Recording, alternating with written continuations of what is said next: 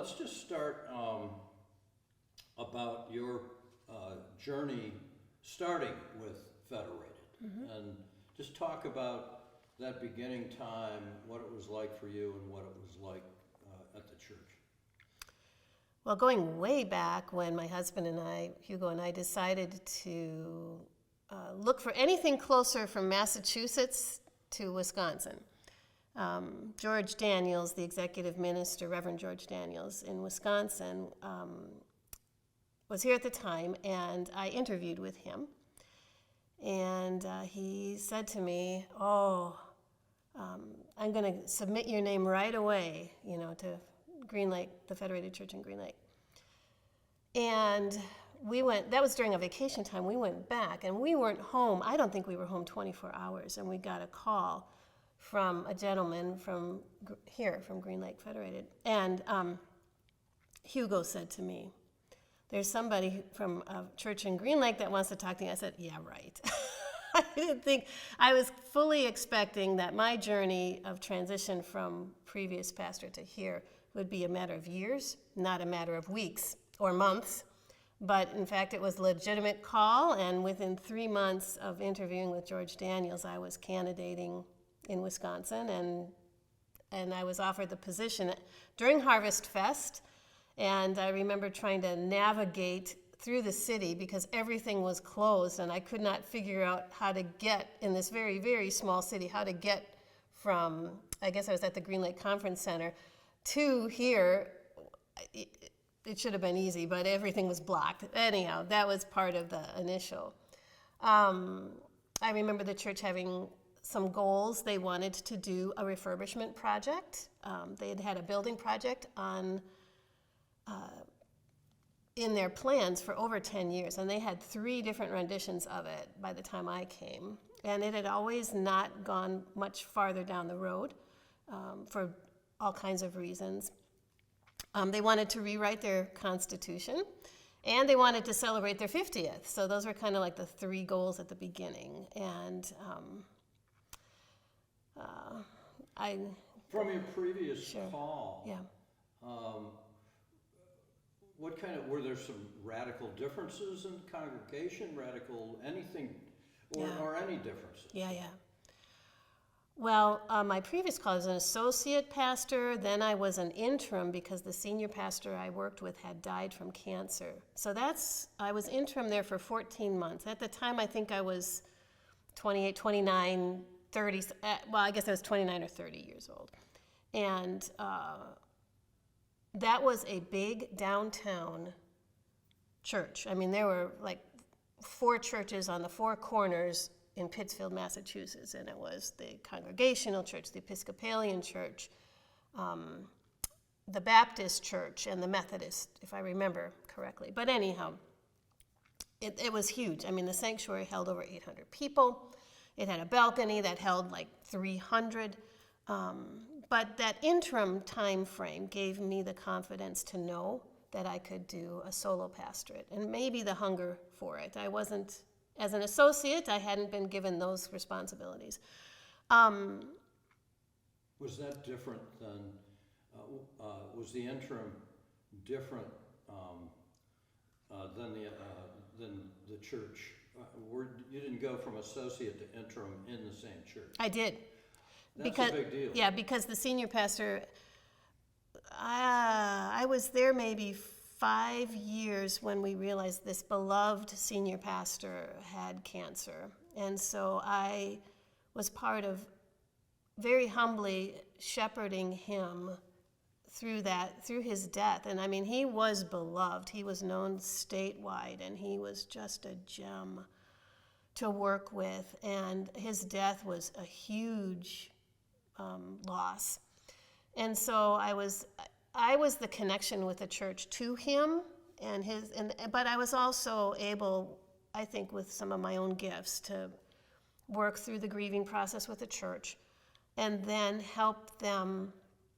I mean, I was what they had to work with. It was kind of like, okay, you're going to step up and do this. The interesting thing, and no judgment on the church, but I think that over the course of my ministry, how ready a church was to have a woman as a pastor in the lead, like senior role. That's just been an adjustment and a transition. And they weren't ready. They were okay with me doing it, and that's what I was doing. I was doing all the senior pastor work. I was preaching every Sunday. I was doing everything. But when it came time to call the next pastor, and I had submitted my name, they weren't ready. At that, like I said, 29-30, they weren't ready yet. And that's okay. There was lots of reasons I felt like God was kind of rocking the boat for both my husband and I to say, this season has ended. And yeah. Really, it seems to me a pretty serious test for what you were doing then, and it seems it would catapult you into being a primary, not an associate. Right. And the rest of that story was they did hire a senior pastor. They just assumed I would go back to the associate role. And the funny thing was, is at an annual meeting, they decided they didn't have enough money for the associate role. So it had been set up in this very bizarre way that they were going to call this senior minister and then, thank you, Karen, very much, bye. But there's been, over the course of my ministry, times where I've kind of felt the Spirit really succinctly get a message across to me.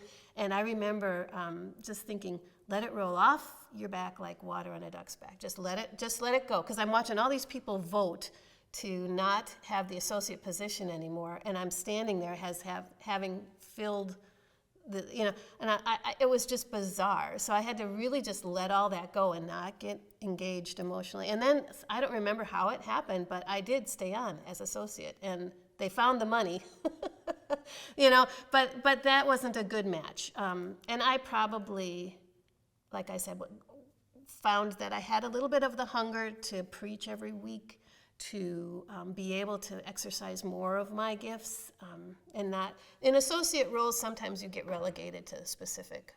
You'd already proven yourself. Well, yeah. I mean, to them and to myself. I did appreciate getting. Yeah, it's awkward. It seems to me at best. It was, but not everything is smooth, No. What is? Right. Yeah. Okay, so you're starting this church after going through a serious mourning period with a pastor, the central leadership of the church. I don't know what there is that can prepare you more for. Right. Yeah, and truthfully, again, now I've been in ministry over 30 years, so the grieving piece is so significant in anyone's personal spiritual journey. And I think that really gave me a good ability to step in. I mean, I was going to look up how many funerals I've done since I've been here, but it's well over like 200 or 300. It's in the hundreds of funerals that I've done, if I sat here and thought about it. Sometimes it's as many as 15 or 16 a year. So, helping shepherd through the grieving process, not just physical death, but all of the transitions, all of the losses. Certainly COVID, I mean, that's a whole story, that's a whole chapter of itself, right? But the grieving process formally as grieving for the loss of someone, I mean, churches go through interim purposefully to grieve the loss of their pastor. Correct, yeah. But you were dumber than me. Not supposed to. Oh, that's funny. I put this on silent. Yeah, I know. I didn't even bring mine in because I thought I'm not going to get distracted with it. Sorry. Anyway, I think it's important. I think it's important in your history and this history of this church to look at where you were coming from and the fact that your church was going through a double grieving. I mean, they're losing their pastor. Yeah. Because the pastor is dying. Right. And they're losing their pastor. Right. So and you're becoming from an associate pastor to be the lead. Yeah. That's a pretty big burden at any age, let alone 29 or 30. Can you talk to that for a second? Well, what catapulted me into the ministry, now this is going back in my own personal story, but it was when I was 14 that my mom had a massive heart attack. She'd been dealing with angina issues, and again, going back in the history of what was paid attention to and acknowledged. Women weren't supposed to have that kind of heart pain, and she had been talking with her doctors for 10 years. But so there, at 14, that really was a watershed moment for me personally and spiritually, because we didn't know if she was going to survive. We were being told she wasn't going to survive, and so life got really serious for me, and the grieving entered into my life at that point. I mean, nothing was normal again. High school wasn't normal. But in that time, wondering as a daughter, what am I supposed to do? I can't do anything, and she was hospitalized for months.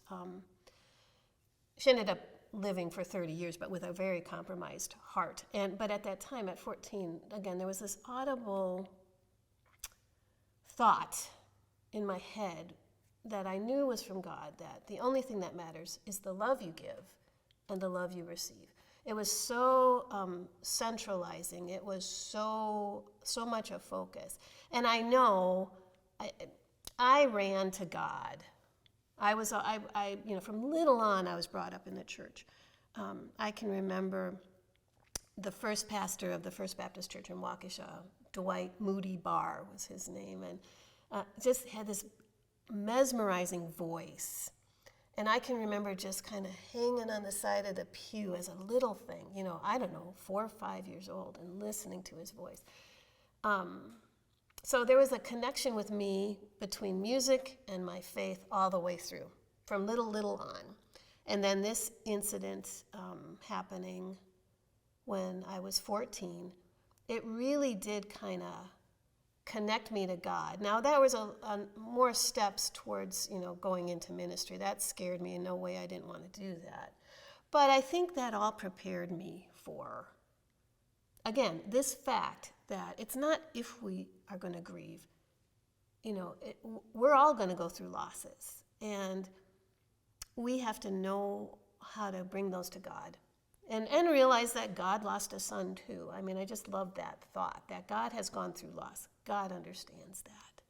Jesus wept over the death of his best friend, Lazarus. So there's just a sense that we need to be truthful with our loss, and we need to be real and not try to sugarcoat it, not try to morbidly live it out, but anyhow. Now, you said Waukesha. Yeah. So you were brought up in Wisconsin? I was, yeah. Okay. Yeah, I grew up in southern Wisconsin, and my grandparents were farmers. My dad built our family home on the farm. So from little, dairy cows were a part of my reality growing up. And my family, although, they had an interest in the world. And they always had this travel, and I always had this travel interest too. So when I went off to college, St. Olaf College, for music, the only way I could do an abroad program in music education was what it ended up being, was to student teach in India. So, that's about as far away as I could get. So I did a student teaching semester in India. I came back and went through severe culture shock in the United States, just severe. And I'd known someone from the student teaching experience who was going to do a program in Mexico. So I kind of followed him to that program in Mexico and then did a semester in Mexico. So my senior year in college was, except for my January term, was all abroad. So I went far away, and I ended up living in Mexico, for 3.5 years.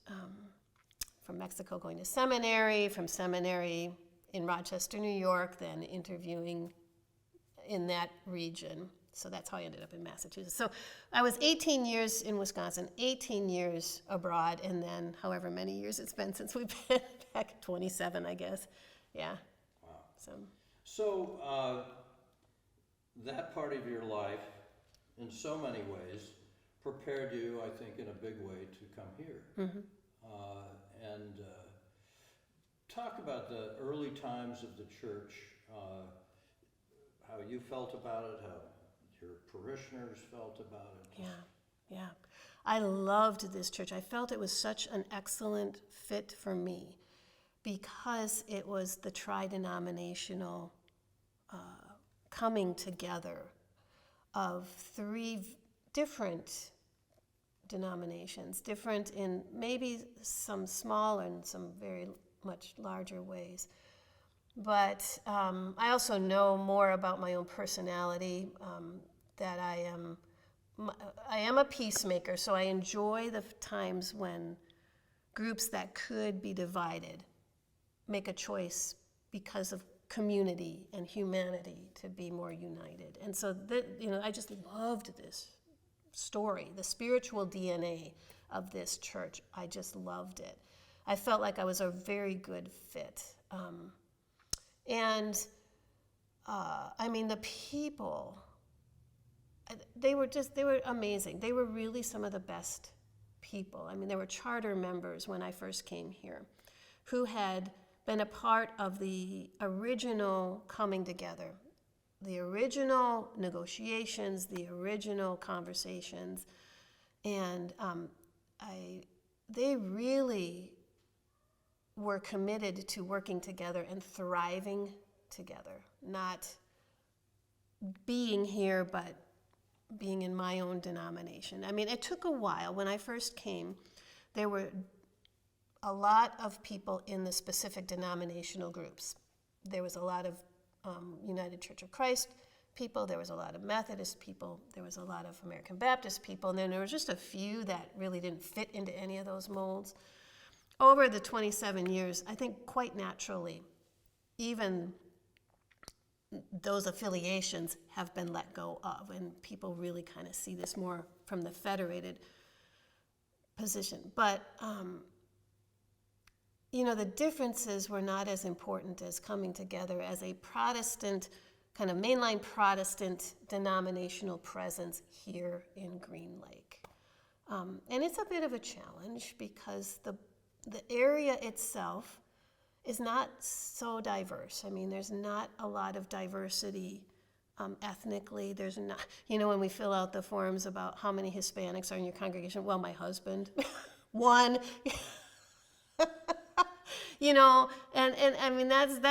That's the I wish, it's not like we're in downtown Milwaukee or Chicago or wherever. It's pretty, but the mindset here is very global, so I always appreciate that. The aspect of the initial coming together, Yeah. What do you know about that time, and how much time had gone by when you first came here to when it became federated? So 50 years had gone by when I came here, or close to it, because that's one of the things they wanted to celebrate was their 50th.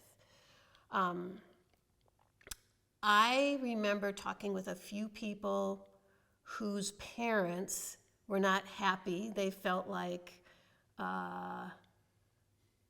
one side was going to get more attention than another side, that kind of thing. But people like Faye Ebert, who was this phenomenal United Methodist woman, but she was a spitfire. She was a nurse. I think she lived to be 90-something years old, and she was, when Faye spoke, people listened. And there was another gentleman that 2 months prior to my coming here died. His name was Ralph Beach, and Ralph Beach was known in the American Baptist circles. He was just one of these foundational charter members. But Larry Miller, who is still with us and part of who helped design this beautiful building, he was part of the original coming together too, and he remembers in the building of this building, they decided not to have a baptistry, which would have represented American Baptists, not to have a kneeling rail, which would have represented United Methodist, but that everything was going to be less, it was just going to be simple. And that was important so that no one was being shown favoritism, or no group was being shown favoritism. But there were some arguments over all of that as he tells the story, and I don't remember who it was, he said, who just kind of laid down the law at some gathering. This is not how we're going to do it, and get on board or get out. I mean, there was some good, strong, directive voices, as I understand it. But there was a humble a humble pride, I think, from the charter members about what they were able to accomplish. This is 1948, correct? Yeah. Yes, 1948, yes. I know that because I'm 70. So. Yes. So, just turned. Yeah. No way, by the way. I have a hard time believing that. So, it turns from in 1970, and then you arrived when? I arrived in December of 1996. Mm-hmm. So prior to me, there were 14 other pastors, and the longest pastorate during those initial 50 years was 12 years with Reverend Frank Fagerberg, who then after he retired, he came back and was part of the membership here, and there was he was a beloved pastor here as well. There were a lot of shorter term, and 14 includes even the interim ministers. So there were some 3-4 year terms, and they had made a commitment to rotating. They started with a Presbyterian minister so that nobody got any favoritism. And I don't remember exactly, 3-4 years I think he stayed. And then they started a rotation of, they would call a congregational minister or UCC minister, they would call a Methodist minister, they would call a Baptist minister. Sounds very intentional in terms of really wanting to be federated. Really. Exactly. And I can share too, I know that in the 50s, so this happened in 1948, and right around there, that was a big kind of ecumenical movement. Somewhere I have a document about, and so there was a federated church in Berlin, Wisconsin. That was just American Baptist and United Church of Christ. What federated, I guess, the term means coming together. And it's not a flashy name for a church, but it describes the intentions. And so yeah, there were a number of federated churches, and this one has succeeded so well, and I we're still connected with all of our 3 denominations. I won't say that isn't a challenge, that is. And in the membership, you would never know really who is what. That's not the important defining marker anymore. But our church in Chicago is UCC and United Methodist. Yep. Deb brought up Methodist.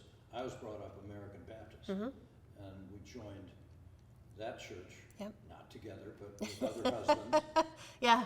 And anyway, one of the things about being a combined church is it seems there is independence that it gives you that can be helpful to a congregation, and maybe especially when it comes to leadership, because in Methodists, of course, there's a constant maneuver. Right.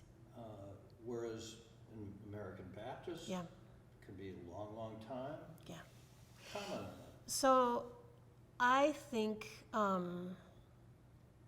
that the structural systems are very different between Methodism and then Congregational American Baptist, because Congregational American, they're congregationally based and congregationally run, and every member has a vote in meetings and such. But the Methodist system, you need to submit, and that's not, I mean, I don't mean that in any negative way, but you trust in, maybe that's better, the leadership of the district superintendent and then ultimately the bishop to whom they would ever place here.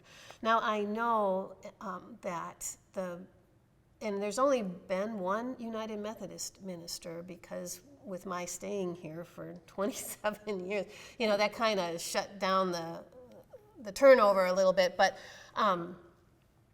the one United Methodist minister that was here, Dwight Bastian, still alive, and in fact, he wrote a very nice piece for our 75th booklet, and it's in there.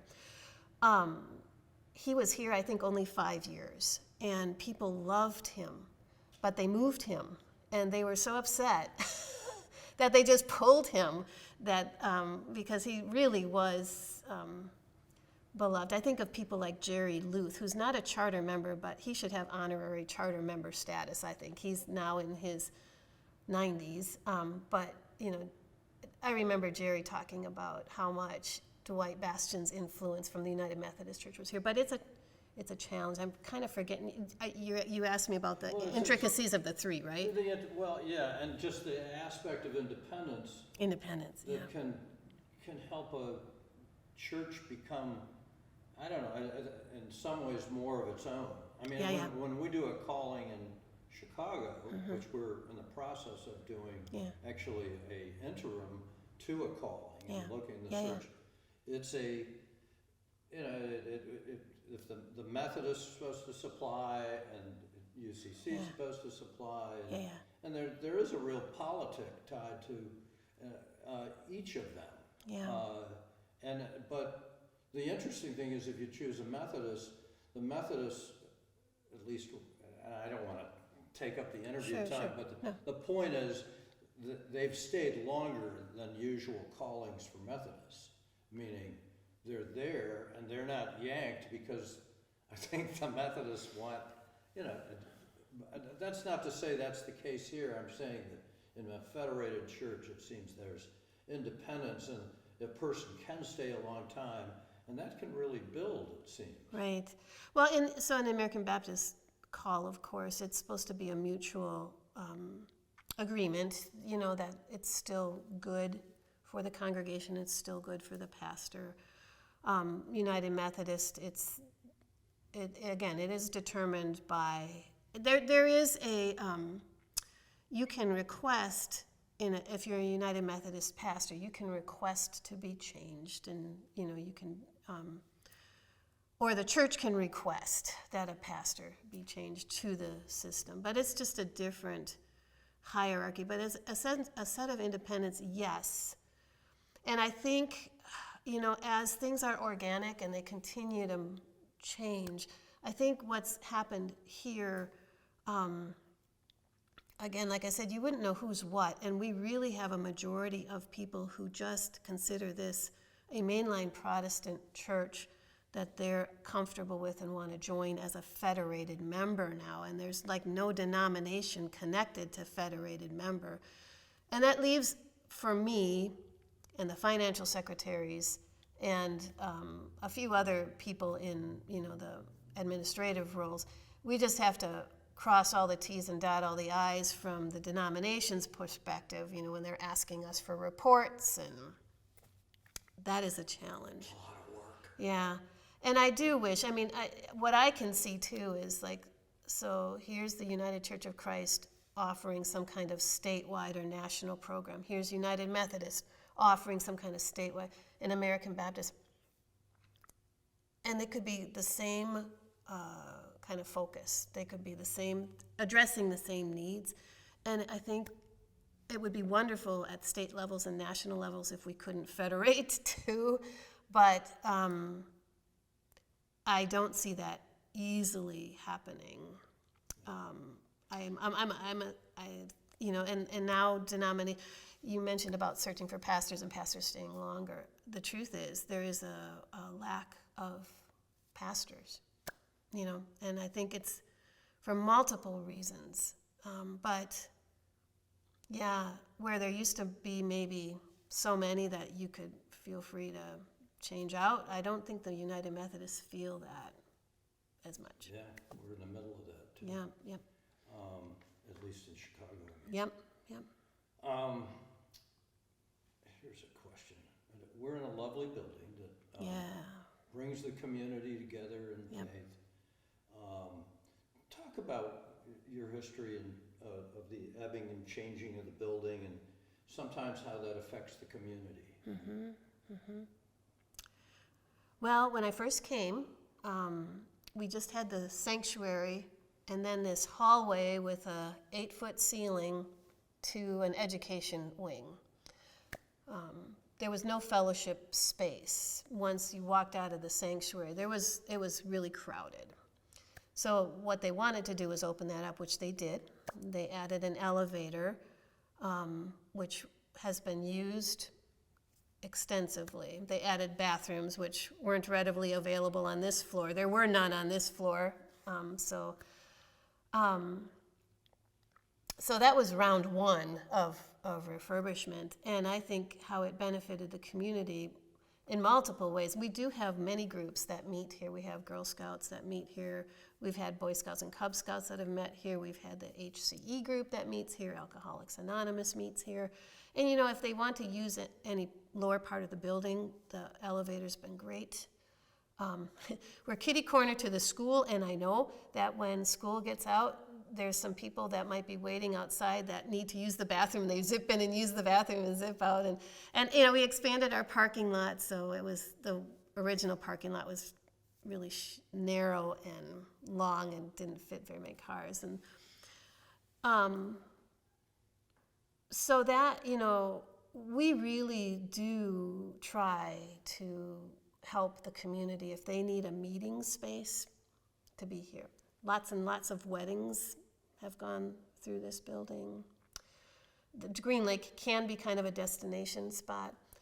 The caveat for weddings is if they're going to do them in the building, then I need to be involved. We don't do a renta because that would demand too much of cleaning and everything. But you know, your question too, there was an intentional shift when I first came at the beginning of my ministry, working with Leonard Sweet and a program called New Church, New Century, you know, talking about the only people that are really going to walk into a building are people with a lot of confidence, you know, because churches can be very intimidating. So you can't call the building the church. The building just serves a purpose. You need to maybe get out. So we started 2 outdoor ministries, which I love. I don't remember how this started, but we were invited to be at the Green Lake County Fair. So the first weekend of August for the last 20 plus years, we've been under the entertainment tent. You know, that's been our building. And then, and I think Harvest Fest goes back even farther. I don't know if they're, but you know, going down to the band shell, so that 9 o'clock on Sunday morning at the Harvest Fest, there's an opportunity for anybody who wants to not have to walk into the building. They can kind of hang out on the fringes, you know, because our sound system will carry. But it's always amazing to me. Even the vendors that are down there will, after the service is done, if I'm walking around, they'll say, "Oh, that was wonderful."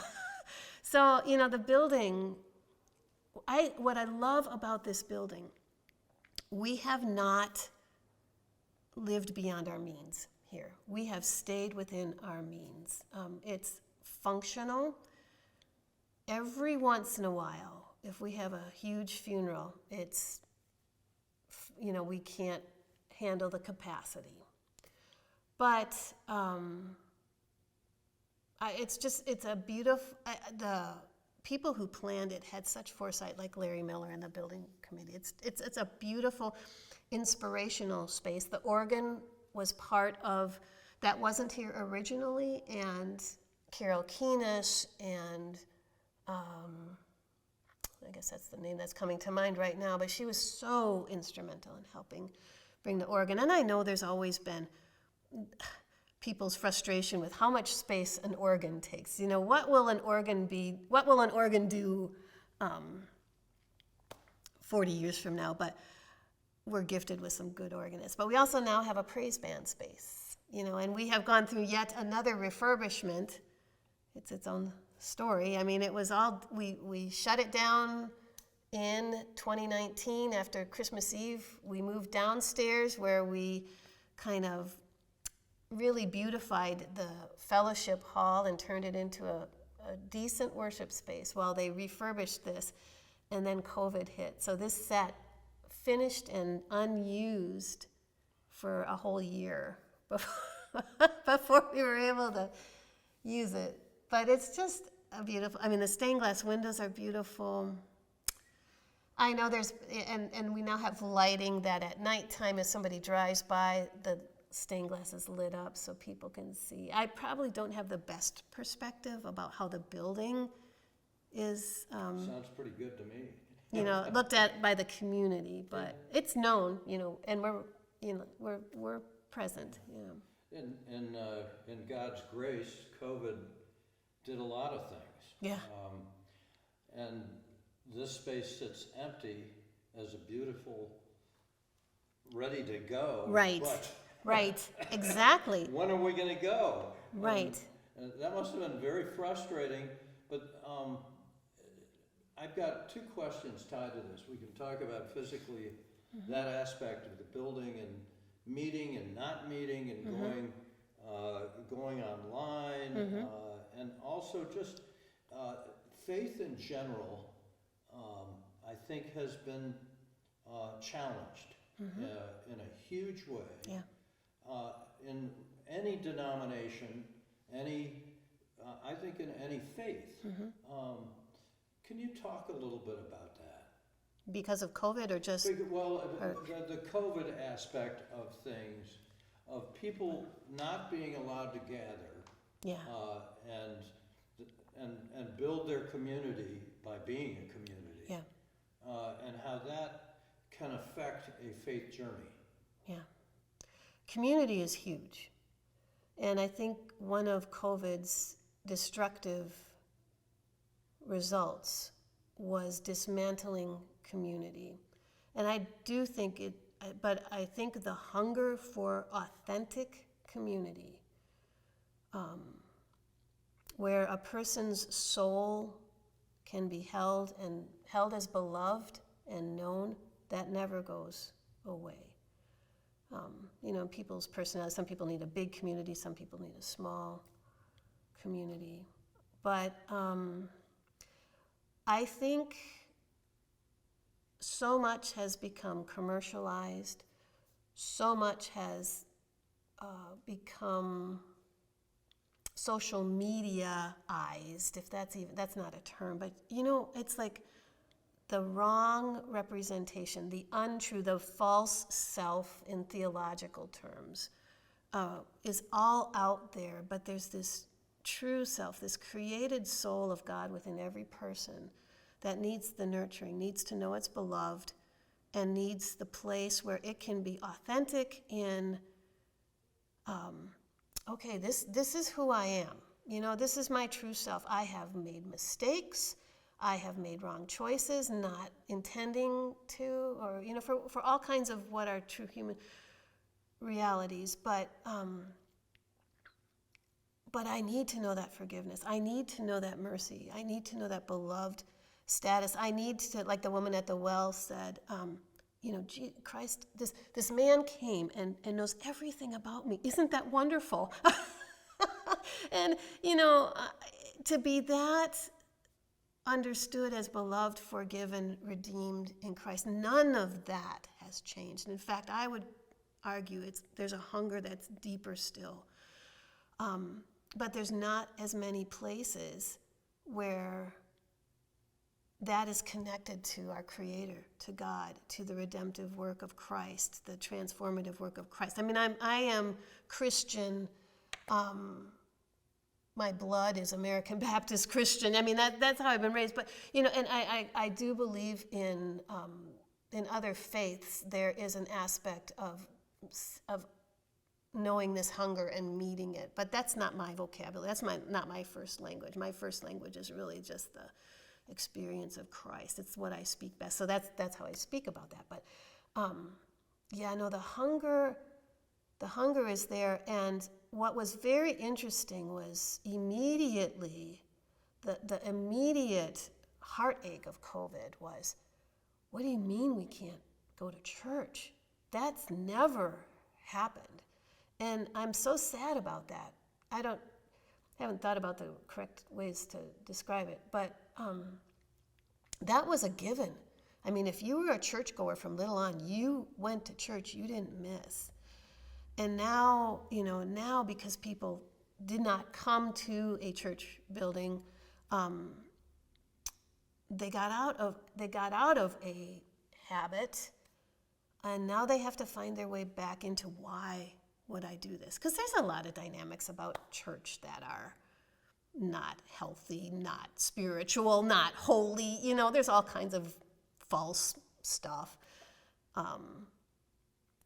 But I so believe the hunger is there for the individuals, and the hunger is there for a community. I'm just finishing sabbatical. I was surprised myself, because I'm more on the introverted side, that one of the first things that bubbled up was missing genuine community. Because in sabbatical, I pulled back and did a real intentional time of solitude. I made my circle super small. My husband, my kids. I asked and was granted permission to disengage from all the other relationships, so that I wasn't carrying everything. But then I found I genuinely missed these beautiful people. And I didn't miss all the church stuff. But, so I think there's a hunger there that will find its way back. And I do think online ministries were amazing. We have started an online ministry that will continue until I'm not here anymore, and I don't know if past that. It wasn't easy. That's a whole nother chapter too. But that did help us to gather. And when we were doing online, we would talk with one another. What did you call it? Stream. The stream, like the... And did you have a chat or a fellowship that people could come in? Right. We ended up moving from a live stream to a YouTube premiere where it was recorded, but it would premiere at the same time, so that we would all be on watching it together, and so I could chat with people. So there was a connection, and we could say hi to one another, and we could. So that really was a beautiful aspect. And then, of course, Zoom, where you could see people. It's not the same as being physically present. Well, it has changed the world. Yeah. The working world has changed radically, and our church world has changed. And some not so good, and some maybe it's interesting how it can help. But I'm fascinated by it, my own journey, and how it's been affected by, I don't know. It's just interesting. Yeah. Talk about the faith within this church, individual faiths of people of this group, and your own, and how do you see it moving forward? How do you see it moving into the future? How do you see maintaining a community that will continue to maintain and grow? Mm-hmm. There will always be needs in this area for genuine and authentic spiritual journeying, connecting, in Christian sense, connecting with Christ. That will always be a need, and God's going to figure out how that will happen. And hopefully it will continue to be through this church, but I think, this church always needs to be humble before God and asking those questions. Where is God speaking now? What is the Spirit doing now? The faith of this church, I think we are so diverse, and I think we represent the truth of so many communities and places of worship. There are people who think the church is supposed to be some certain thing, or, okay, the Bible says this, therefore this. That's not the kind of church this is. I hope it never, we take the scripture super seriously, but it's not a black and white this if-then kind of thing. It is a growing a continual relationship. You know, I think Green Lake itself has more of there's a lot of people who retire here, a lot of people who come here for the lake and for a sense of getting away from something that's too much. And if the church can resource them in their solitude and their stepping away in their spiritual journeys. But, you know, I have a Saturday school. We've got over 20 little ones. I mean, these are kids who are newborns. We've got newborns through like grade 2, I guess, right now. And what I love about the kids, it's so true. Our faith says, you know, look to a child. The child has naturally the faith, and these kids are just beautiful. They're trusting. They love being here. I've got a couple of them that when they come on Sunday, when I'm up there, they just walk right up, you know, and I get to hold them, and that's so cool. So there's the faith of the children that needs to be. My goal with them is that I want them to walk in here and know they're loved. I want them to walk in here and know that this is a safe place, that this is a place where, you know, they are valued and they're beautiful in their beautiful uniqueness, you know, just amazing. And we've got, you know, from special needs to physically needing, you know, it's just, that's one very beautiful part of the faith story here. Saturday school started because the church didn't continue funding a Christian ed position. So the only time that I could work with the kids, and I you know, there is a preference, maybe not preference is the wrong term, but I would, if I had to choose, I would choose to invest in those little ones, to give them on their beautiful clean slate brains as much as I can pour into them of Scripture, of the presence of Christ through the Spirit and how the Spirit moves. You know, that's so important so that when they've got that resource as they grow up. But then we've had confirmation, you know, age stuff here, and I think confirmation becomes such a questioning time, you know, that turn to adolescence, and I'm trying to figure out who I am, and the world is not kind to any adolescents anymore, you know, and they're so wobbly in their own sense of confidence. So I always love, again, affirming for them, you are beloved. I hope this is a home for you. We get together, our high school, our college age, and anybody else in like Christmas and Easter, and that play instruments, and it's kind of a fun comeback. There's the whole group of people, I think, who have a hard time realizing they're loved, accepting that. They're self-critical, judgmental. They come looking for some hope, but they can't quite believe it for themselves. But then, you know, in the sense of being retired, in the gift of our older years, right, we get some more confidence back, and we realize, you know what, who I am and my life story, that's legit. And Jesus has been there. I mean, Psalm 139 is just a beautiful, beautiful psalm about there's nowhere we've ever gone where we're outside of God's presence. We've been hemmed in, behind, and before.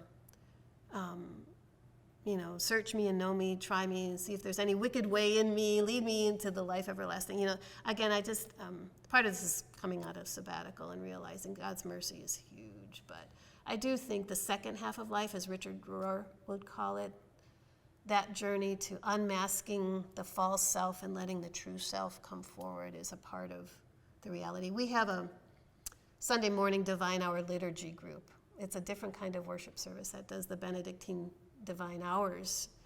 And no music, 10 minutes of centering prayer, and then some time of reflection around the liturgy. That group, I would say, those are the hardcore. Those are some of the hardcore ones, and they did not miss. During COVID, we did centering prayer, so that was 10 minutes of silence over Zoom, you know? So, we did the readings, and then my chime would chime, and we would be silent for 10 minutes. The chime would chime again. We would say the Lord's Prayer, and then we would do our reflection. I just, and that they were not going to let go. So,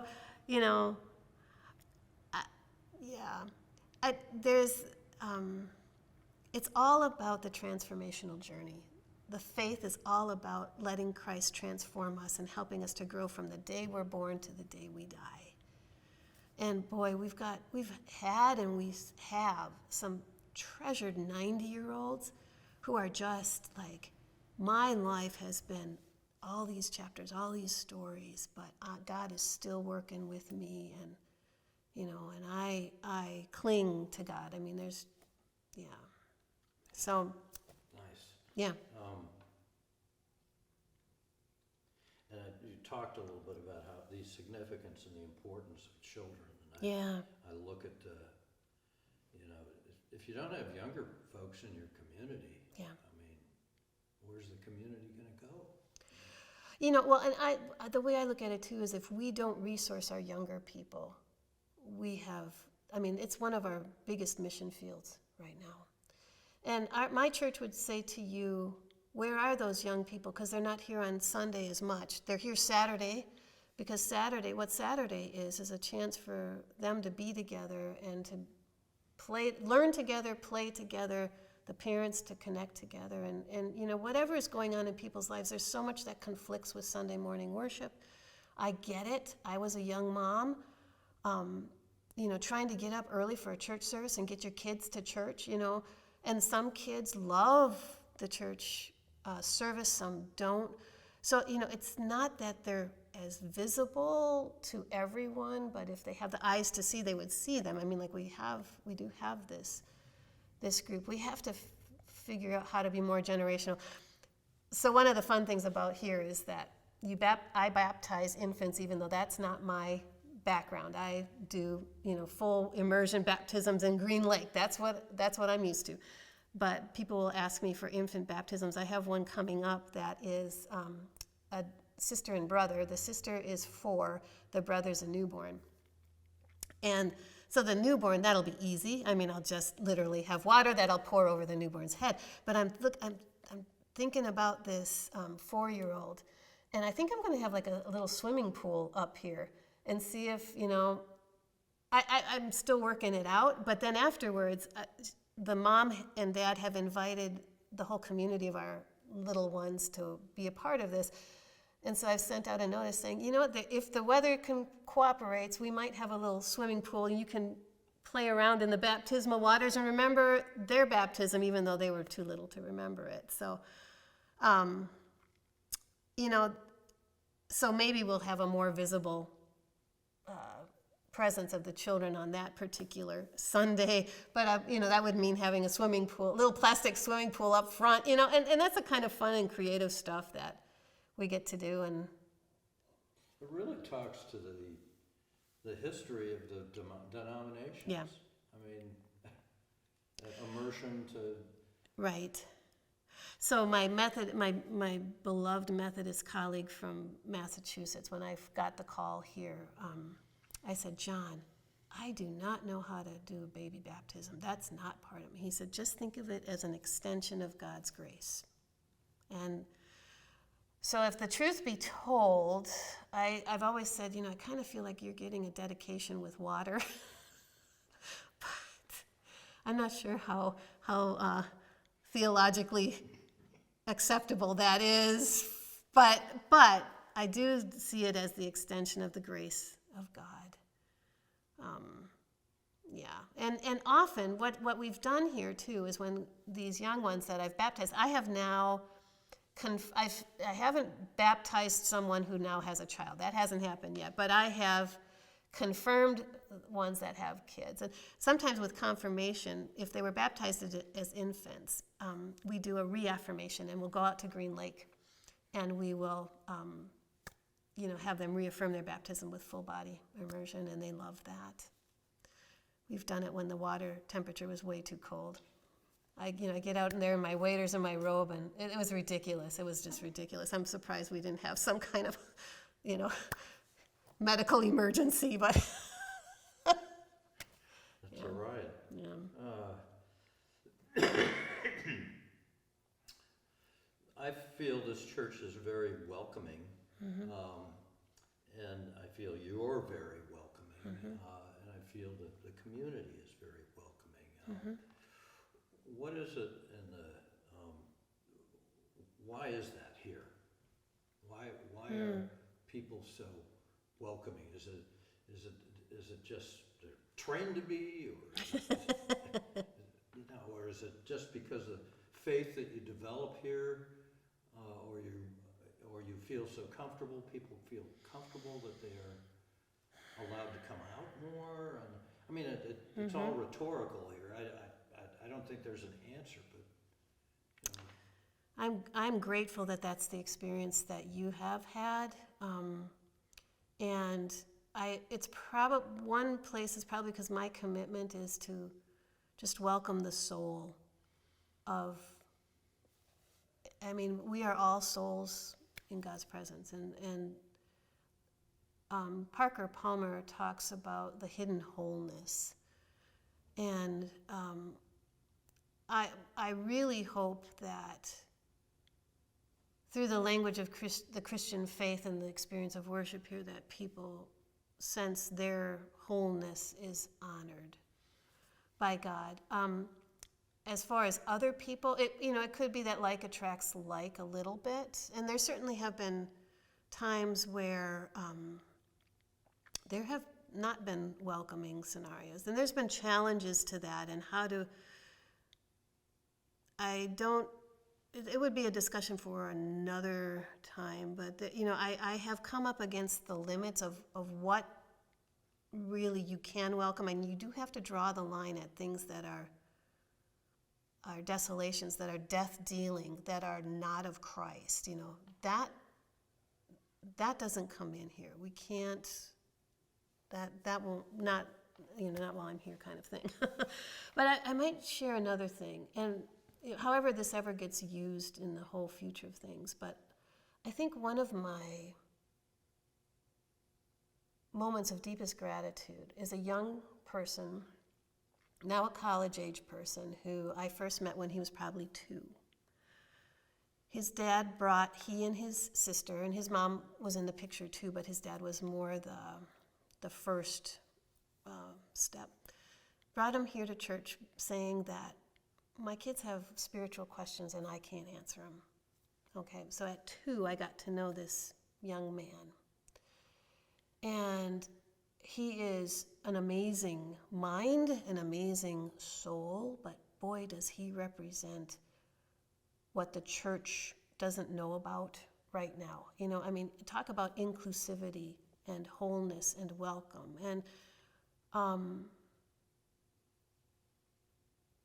he is now in college, he's pursuing ministry, and he said to me that because he felt welcomed here, he was able to be more confident. He went on to be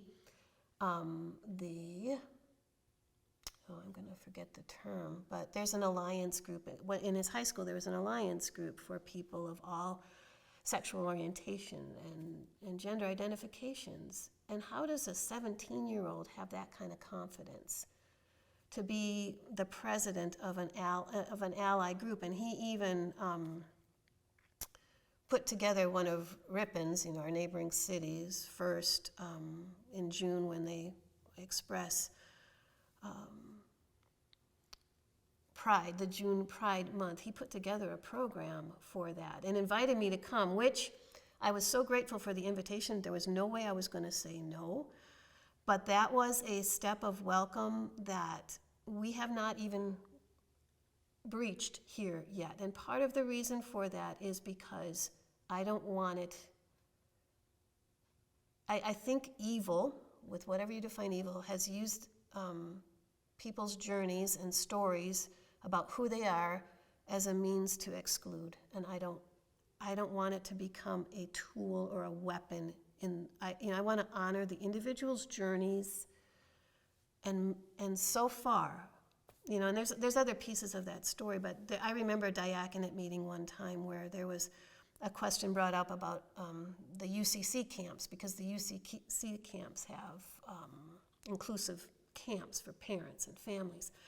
And the suggestion, the request by the then diaconate chair was, get this catalog out of here, you know. And I thought, okay, here we go. We're going to be talking about this extensive welcome. I was so proud of the diaconate group that time, because they said, we are a federated church. On the issue of inclusivity and welcome, we might be 180 degrees apart, but we will respect one another. And what ended up happening was that person wasn't in agreement, and that, I would say, was maybe one of the more amicable, amicable is not the right term, but it was just, okay, he couldn't go there, so he found another place. God bless you. You know, it was honest, it was of integrity, but it wasn't who we are.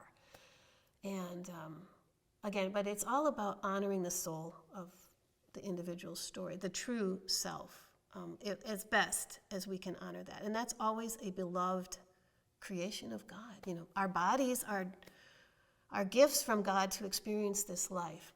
How we love, how we,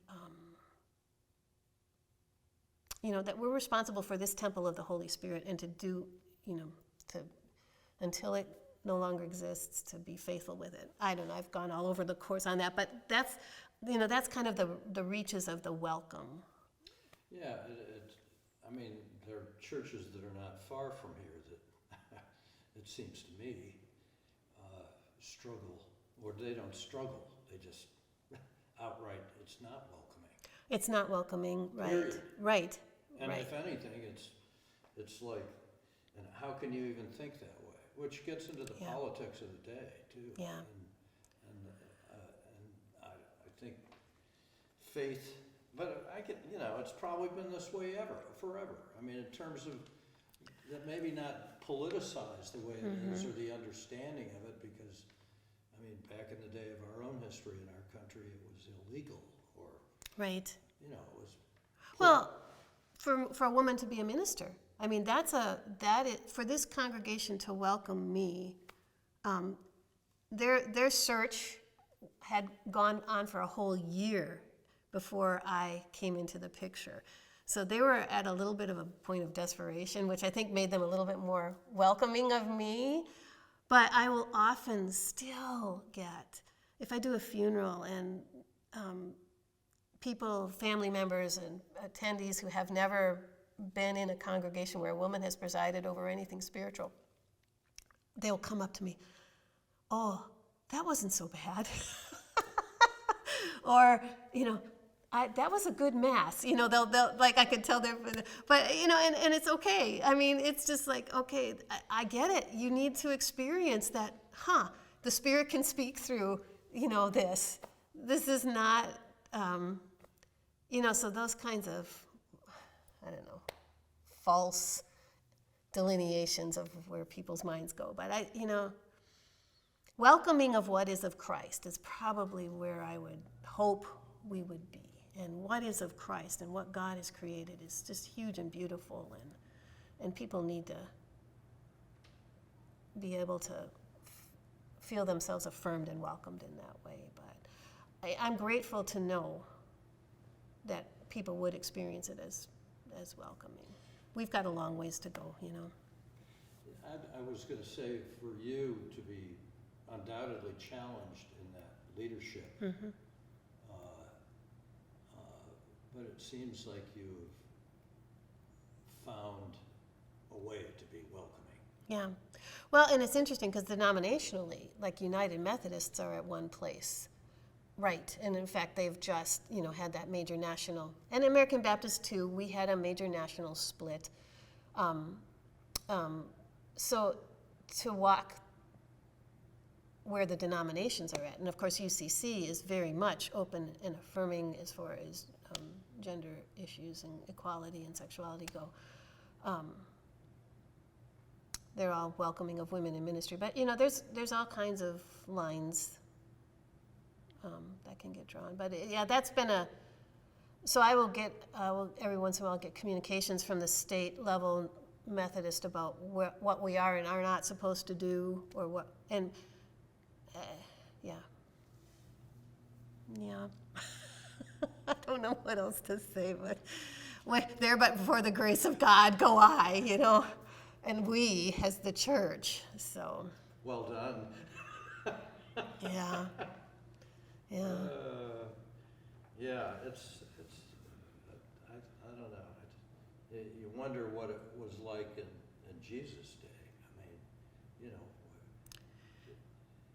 Yeah, well, I mean, he, the story of the woman at the well, he met her, a Samaritan woman, by himself. I mean, crossed so many lines there, but his intentions were definitely welcoming there.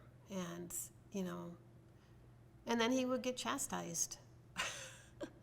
So, but he had a much more mature sense of confidence and spiritual integrity. So, yeah. Okay, I think we've crossed a lot. Just kind of, again, getting, thinking about history, and looking back and looking forward. I mean, you brought a stack of pictures that show wonderful things. Yeah. Just list a few or think of a few events of things that you remember that are interesting memories and that have been in your tenure here for the 27 years. Yeah. Well, at the beginning, being a part of the American Baptist New Church New Century program got me in connection with Leonard Sweet, who is, he defines himself as a semiotician, who is able to kind of read the signs of the times and see where God is going. And he came and preached at our first Harvest Fest worship and did a program here in March, and blinding snowstorm, but we had a ton of people that came from the state to hear him speak and preach. And he's of United Methodist background originally. We also were able to get Pete Scazzaro here.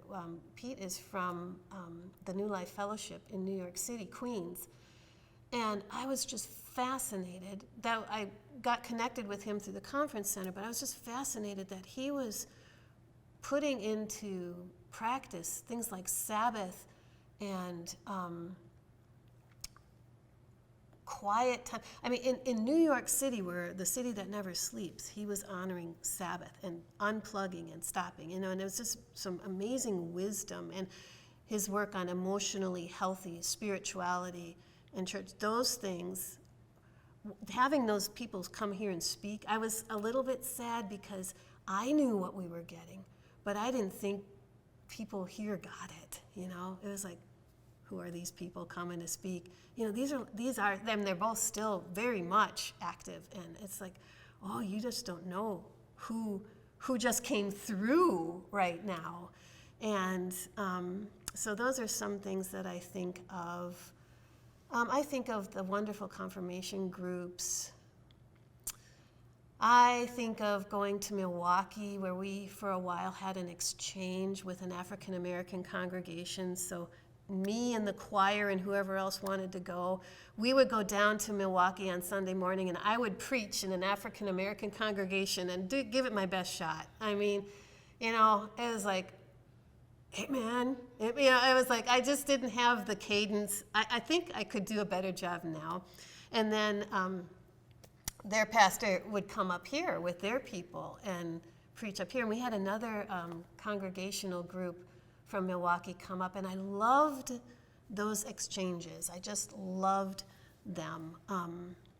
And oh my goodness, we did the Pentecost worship service out at the Green Lake Conference Center, where, again, we got out and we had 2 pontoon boats, the choir on one, myself on another, and I don't know how we got the sound from the boats to the shore, but I should say that one of the beloved songs that's in the United Methodist hymnal is "Lord, You've Come to the Lake Shore."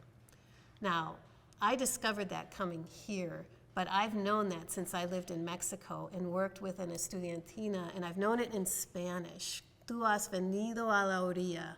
No has buscado ni a sabios ni a ricos, tan solo quieres que yo te siga. It's, Lord, you've come to the lakeshore.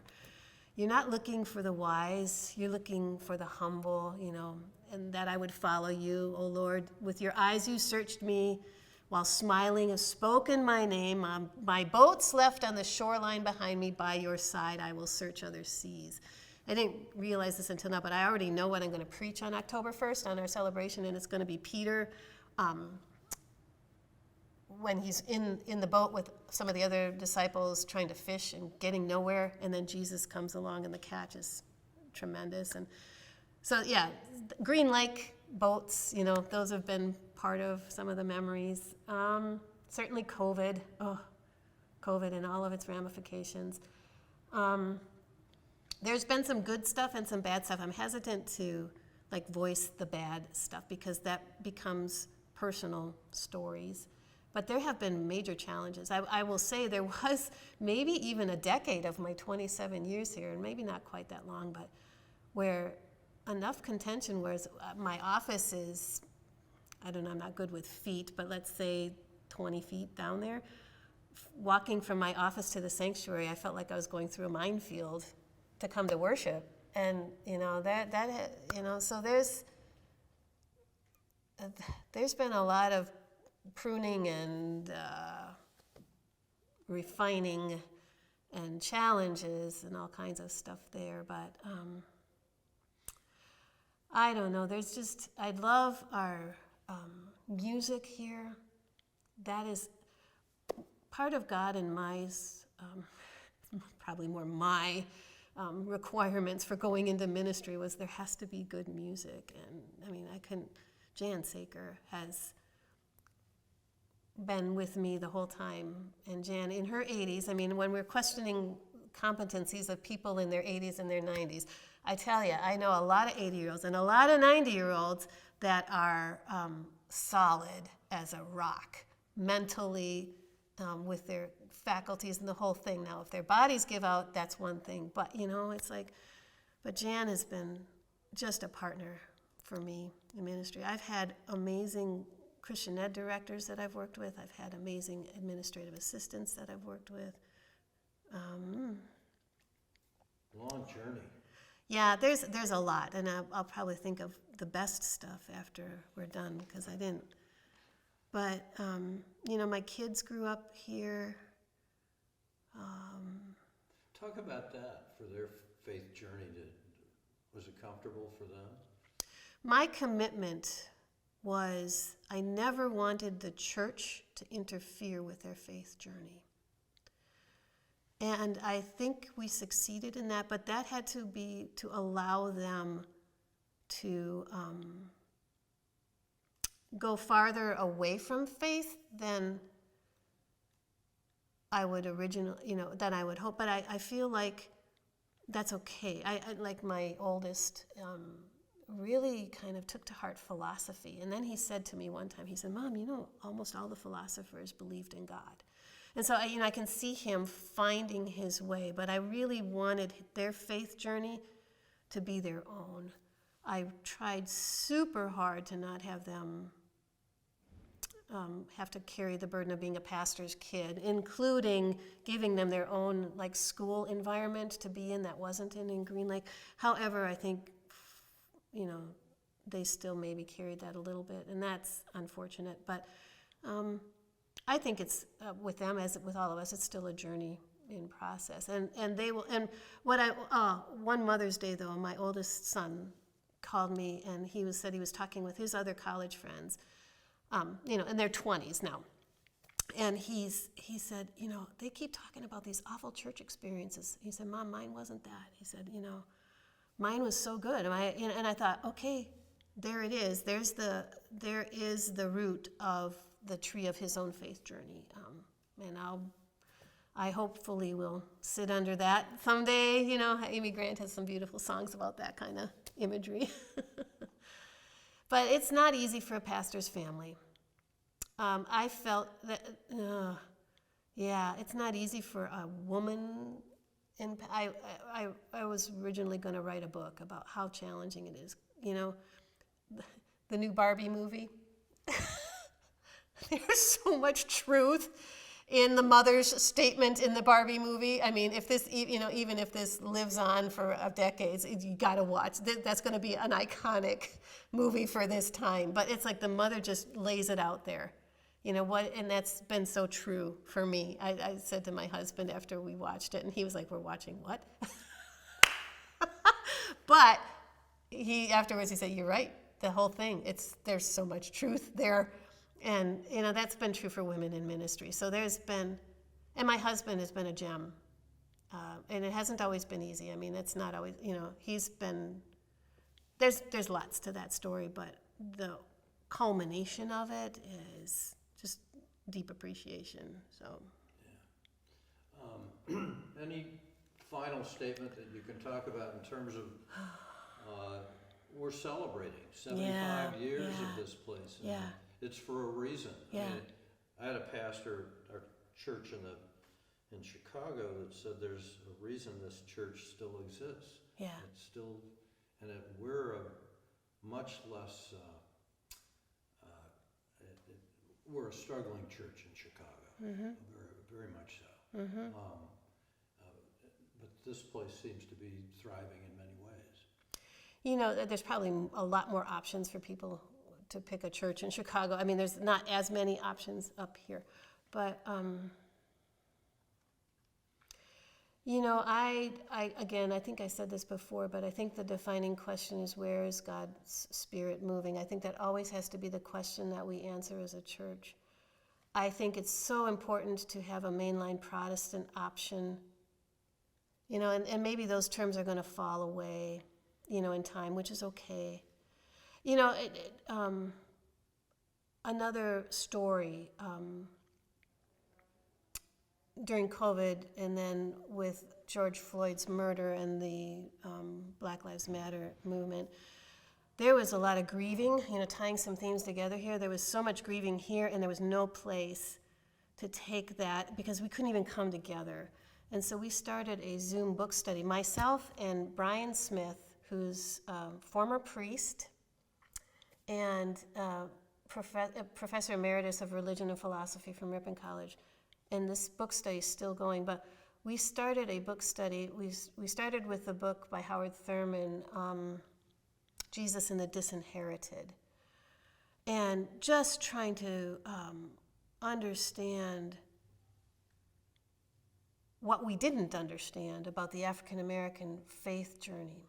And so we've now been together since 2020 over Zoom, and we have this national interfaith group of people that meet together, and we're still studying books. We're going to be studying a theology of migration starting next week about Jesus' body in the body of migrants, and like it, I think, you know, these are some of the questions. Like, we have to know what it means to love one another, to love God and then love one another, and know the soul of that migrant, and understand that Jesus and the biblical story is filled with migration, you know, and people migrating, and how are we going to be the church here in Green Lake, but the church here in Green Lake that wants to love the world as God wants us to love the world. You know, and it's going to, God willing, it will outlive me. I do always have questions to have, you know, is it still good? I mean, I've been here a long time, and I don't know, there's pluses to that. I think there's some stability to that, but whenever it comes, that ends, and there's another chapter or other chapters, you know, that's going to have to be the church going on. And God, I hope I've given enough encouragement and tools to pursue a spiritual journey that helps them answer those questions. Yeah. So, you know, I hope this is here.